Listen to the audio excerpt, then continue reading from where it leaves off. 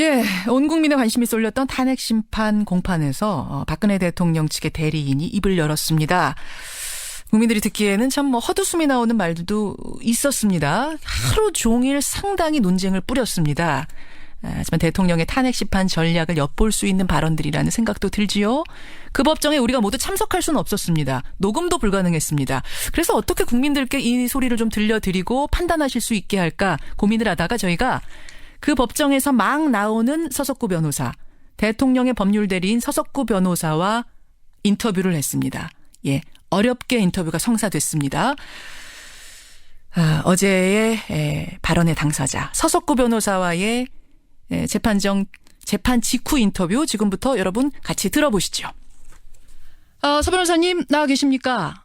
예, 안녕하세요. 예, 탄핵 심판 공판 앞두고 그 변론해야 되는 대통령은 직접 만나 보신 거죠? 그렇죠. 예. 예, 변호인단 전체가 다 만나서 그렇게 이 대화를 이 변론에 도움이 되는 질문과 대답이 서로 잘 교차가 됐죠. 예. 심리 상태가 어떻습니까, 지금 대통령은?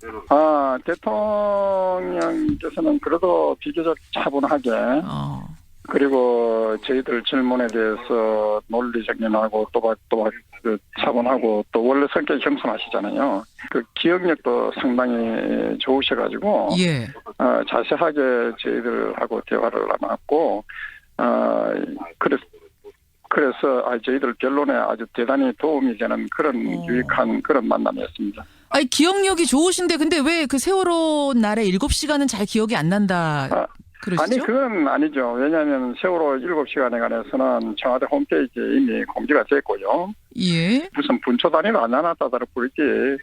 그래도 국민의 궁금증을 알 권리 차원에서 이것이 공개가 됐는데도 불구하고 예. 언론이 과도하게 대통령을 모욕하고 인격 살인에 가까운 그런 그 보도들이 그 판을 쳤지 않습니까? 그 황당하게 생각하고 계시는 거죠. 그래서 황당하게 생각을 하고 계세요. 그 7시간 보도들에 대해서. 오늘 얼마나 대통령의 인격 살인을 하고 모욕을 주고 하는 이런 괴담과 유언 피해가 판을 쳤습니까?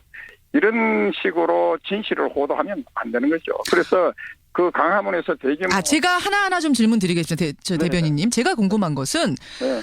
그럼 7시간 동안 대통령이 뭘 했는지를 서명으로 좀 더 소상하게 제출하라고 헌재에서 요구를 했는데 그거 제출을 왜 안 하시는 거죠? 아니죠. 그게 자세한 것은 나중에 다 보완을 하겠다고 얘기를 했잖아요. 그게 10일까지 보완을 하기로 이렇게 일정이 잡혀 있습니다. 그러면 그건 내시는 겁니까? 좀 더 소상하게. 10일까지는 가능한 한 10일까지는 내겠다고 우리가 얘기를 했죠. 알겠습니다. 그래서 그만큼 그게 있고 그리고 이 촛불 집회를 했는데 예. 이 사람들이 아직 대통령 변호인 조사도 하지 않은데도 불구하고 대통령을 처형할 그 단두대를 설치하고 거기다가 단두대를 설치했다. 그렇죠. 단두대를 설치해서 하는데 그리고 6.25 전범 김일성 주체사상을 따르는 이석기 또 태극기와 애국가도 부정하는 이석기 또 대법원 판결에 의하면 북한이 전쟁을 일으키면 북한에 동조해서 내란 선동한 그런 이석기 석방을 요구하면서 박근혜 정권 정치 탄압 희생양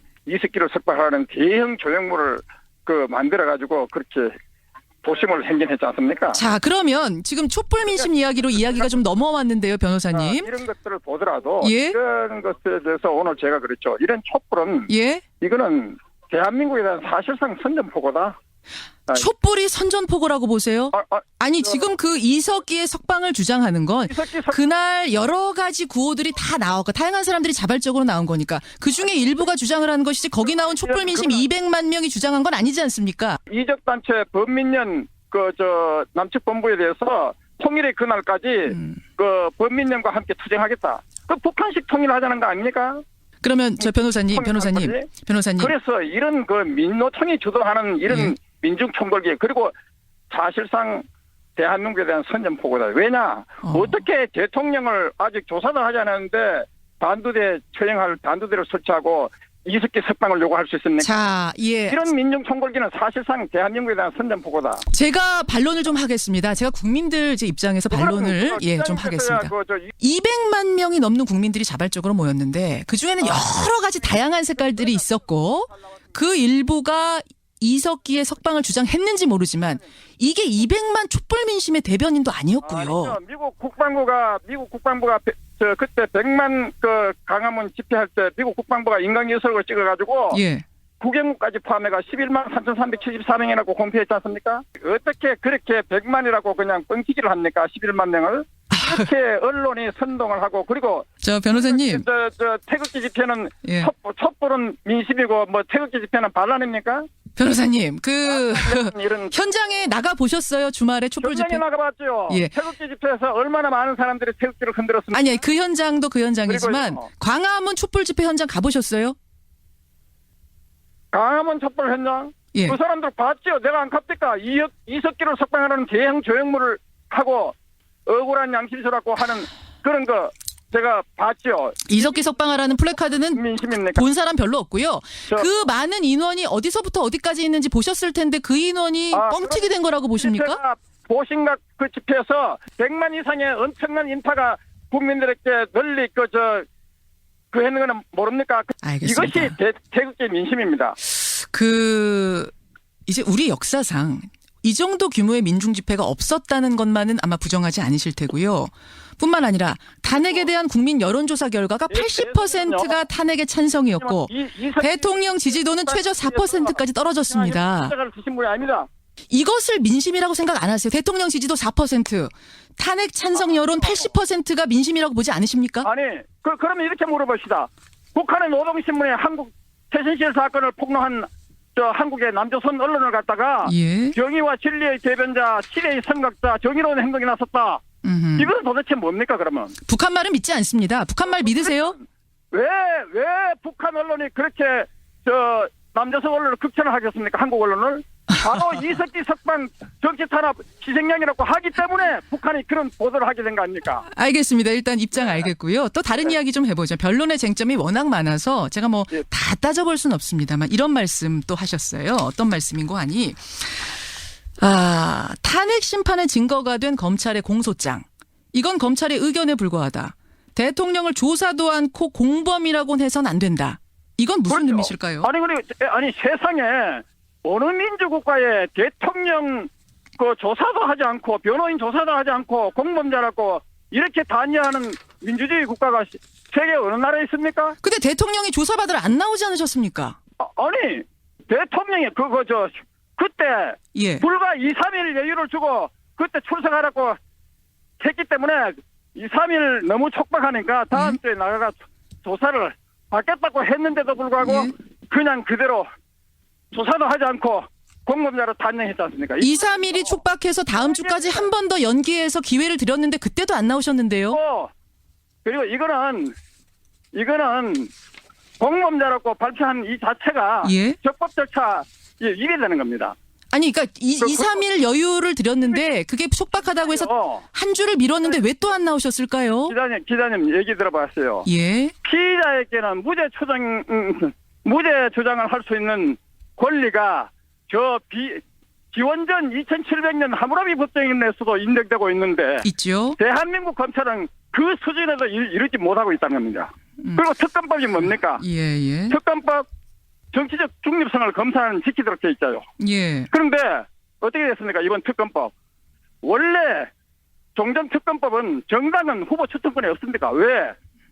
정치적 중립성을 지키는 그런 특검법이었기 때문에. 그런데 이번에 어떻게 됐습니까? 여야 합의로 정당에게 추천권을 주고 그것도 야당만 추천권을 주고 이거는 알겠습니다. 어떻게 국회가 스스로 법률에 위반해가지고 예. 어떻게 특검 수사를 합니까? 근데 그 특검이든 검찰이든 최종 임명한 사람은 박근혜 대통령 아니겠습니까? 말도 안 되는 그리고 세계 어느 나라가 야당만 추천해가지고 예. 이렇게 하는 정치 검찰이 세계 어느 민주국가에 있습니까? 근데 변호사님 그 부분이 그렇게 문제가 심각하다면 박근혜 대통령이 사인하지 말았어야 되는데 최종 임명을 하지 않았습니까? 인정하고 신뢰한 거 아니겠습니까? 그리고요. 답변을 좀 주시죠. 그거는 대통령도 잘못이죠. 우리는 왜냐하면은 예. 대통령은 내후 외환의 죄를 범한 건 이외에는 죄집중 형사상 소추를 받지 않게 되었습니다. 그럼 임명을 한 대통령도 잘못 임명한 거라고 생각하세요? 그래서 이 특검법 수사 자체도 이것도 위헌 논란이 벌어지고 있는 거 아닙니까? 그리고 예. 김대중 노무현 대통령이 8조 원 퍼져가지고 돌아온 것은 핵과 미사일 아닙니까? 그런데 지금 대통령을 탄핵하고 그 사람들이 핵과 미사일 개발로 돌아온 이 위험을 사드 배치를 하려하는데도 불구하고 예. 그 사드 배치 반대한 것이 야당 아닙니까? 자기들이 위기를 초래해놓고 국민을 지키려고 하는 것에 대해서 어떻게 생각합니까? 그렇게 보십니다. 그래서 그러면 오히려 잠깐만요. 검찰 말고 중립적인 특검에서 조사받겠다라고 대통령이 말씀하셨는데 이거 조사는 받으시는 겁니까? 그것까지는 제가 모르겠는데 저는요. 예. 특검 수사 자체가 법률에 위반된다고 우리는 이 특검 수사를 저 개인은 도저히 인정할 수 없는 겁니다. 인정 자체를 할 수가 없어요. 아니 어떻게 정치적 중립성을 보장한 그 특검 검찰청법을 위반한 그 특검 예. 어떻게 우리가 인정을 합니까? 그럼 아예 그 조사도 받으러 안 나가시겠네요, 대통령? 아니 그거는 모르겠어요. 그래 어쨌든 간에 저는 저 개인은 그렇다 이겁니다. 개인 의견으로는 안 나가시는 게 맞다. 저 개인 의견은 그렇다 이겁니다. 전체 변호인 의견은 아니고요. 그것까지는 모르겠어요. 그런데 어쨌든 간에 예, 우리 예. 국회가 스스로 만든 특검법 자체가 법률에 위반된 거 아닙니까? 그런가 하면 이런 변론도 지금 논란이 되고 있습니다. 뭐냐면 대통령이 현대차 회장 만나서 최순실 씨 딸 그 정유라 친구 아빠네 회사죠. KD 코퍼레이션 제품 쓰라고 민원 넣은 거 이거에 대해서 예? 유경수 여사가 평소 민원을 소홀히 하지 말라는 유훈을 남겼다. 그걸 박 대통령이 실천하느라고 민원을 다 들어준 거다.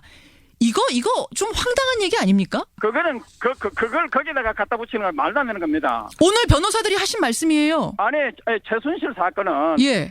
최순실 사건 자체도 지나치게 과장됐습니다.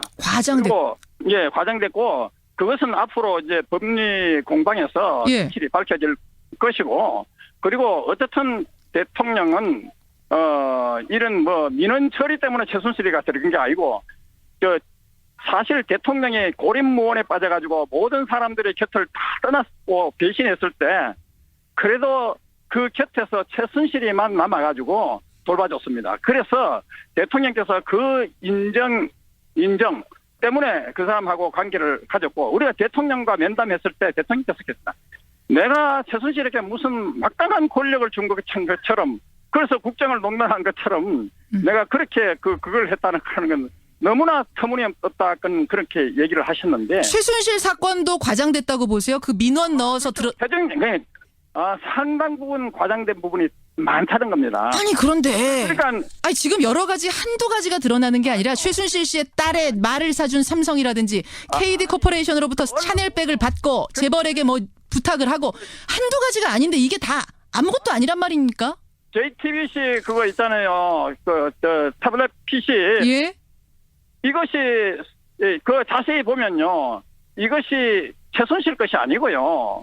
그 JTBC 자료 모음이라고 되어 있습니다. 그리고 거기에 태블릿 PC에서 나온 건 연설문에 관한 것뿐 없고요. 그 얘기를 차치하고도 여러 가지가 너무나도 많은 국정농단들이 일어나지 않았습니까? 제 얘기도 들어보세요. 예. 제 얘기 들어보세요. 최순실 타블릿 PC 같으면 예. 거기에 최순실이가 독일 프랑크푸르트를 들락날락 거리는데 자주 들락날락 하는데 거기에 대한 사진이 하나도 없고 이게 무슨 너무 최순실 거냐. 거기다가 그 국가기밀 서류를 갖다 집어넣어가지고 예. 최순실이가 마치 국정을 농단한 것처럼 변호사님 언론이 그게 일단 태블릿 PC 건을 제외하고라도 너무나도 많은 것들이 드러났기 때문에 태블릿 PC 하나만 갖고 얘기하는 건 본질은 아닌 것 같고요. 태블릿 PC 말고 지금 정호성 비서관이 최순실과 통화한 내용 200여 개가 넘는 통화 파일이 나왔습니다. 이거 다 들으셨죠? 민간인 최순실을 선생님이라고 호칭하면서 최순실이 청와대 비서관에게 하나하나 지시를 합니다. 담화문을 언제 발표하고 어떤 내용을 말하고 그걸 뭐 어떻게 결정됐으니까 어떻게 해라. 대통령에게 전해라. 대통령은 최순실에게 물어라. 이거 국정농단 아닙니까? 그러면 기자님. 예. 그러면 제가 이렇게 물어봅시다. 예. 지금 야당의 국회 원내대변인이 이재정 의원이죠. 예. 그 사람이 이석기 무죄 변론한 장본인이죠. 예. 그 사람 휴대폰 다 공개하고 하면 어떤 게 나오겠습니까? 그게 무슨 말씀이세요? 어떤 게 나오겠습니까? 그거 모르십니까? 예, 저는 모르겠습니다. 그러니까 남의 눈에 티끌을 보면서 자기 눈에 대들보를 보지 못하는. 뭐가 들어있다고 보시는 건가요? 말씀을 좀 해주십시오. 뭐가 들어있다고 보시는 거죠? 석방 무죄 변론을 한 사람을 어떻게 국회의원의 대변으로 임명합니까? 이게 정당입니까? 대한민국 정당입니까? 예. 그 정당 얘기는 할 건 없을 것 같고요. 그 정당 얘기를 우리가 할 건 없을 것 같고요. 아니요. 그 문제는 그 문제고 이 문제는 이 문제인데 정호성 비서관의 휴대폰 안에 있는 내용은 어떻게 보십니까? 그건 아직 제가 보지를 못했지만 언론에 나온 내용도 못 보셨습니까? 저는 언론은 최순실 사건을 폭로한 남조선 언론은 북한에서 뭡니까 정의와 진리의 대변자라고 하잖아요. 아니 언론에 나온 것이 문제가 아니고요. 변호사님. 언론 신뢰하지 않습니다. 지금 정호성 비서관의 그 녹취 내용은 검찰이 내놓은 조작이 아니라 정호성의 목소리입니다. 최순실의 목소리고 이게 어떻게 조작이라고 생각을 하세요? 저는요 의도적으로 이런 것도 있잖아요. 기자님 예. 민중 총궐기가 주도하는 예. 퇴진 집회에 대한민국 운명을 맡기면 이거는 예수님이 바라는 바가 전혀 아니라는 것을 아셔야 될 겁니다. 그러면 자, 예. 여기까지 들려드리겠습니다. 여러분이 지금 들으신 이 인터뷰의 주인공은 박근혜 대통령의 법률 대리인, 즉 박근혜 대통령의 변호사입니다. 서석구 변호사. 어제 하루 종일 화제가 됐던, 하루 종일 논쟁이 됐던 서석구 변호사의 실제 음성, 실제 인터뷰를 여러분 약 15분간 들으셨습니다. 어제 있었던 대통령의 탄핵 심판은 2차긴 했지만 사실상 1차나 마찬가지, 첫 재판이나 마찬가지였죠. 지난번은 9분 만에 끝났으니까요. 여기에서 나왔던 이야기들은 녹음이라든지 그 영상으로 찍을 수가 없었습니다. 따라서 우리가 그저 전해들을 수밖에 없는 상황이었기 때문에 도대체 대통령 변호인들은 어떤 논리로 대통령의 탄핵을 방어하고 있는가 여러분이 직접 듣고 판단하실 필요가 있겠다 생각을 해서 저희가 어렵게 탄핵 심판 직후에 재판장을 나오는 서석구 변호사를 잡아서 그분을 붙들고 인터뷰를 한 겁니다. 약 15분 동안 진행이 됐고요. 의견을 지금 많이 주고 계시네요. 여러분들 듣고 판단해 주십시오. 촛불은 민심이 아니다. 그 논리는 이러이러하다고 서석구 변호사가 직접 설명했습니다. 50원의 단문 100원의 장문 유료 문자 샵 1212 카톡 레인보우까지 열어놓겠습니다.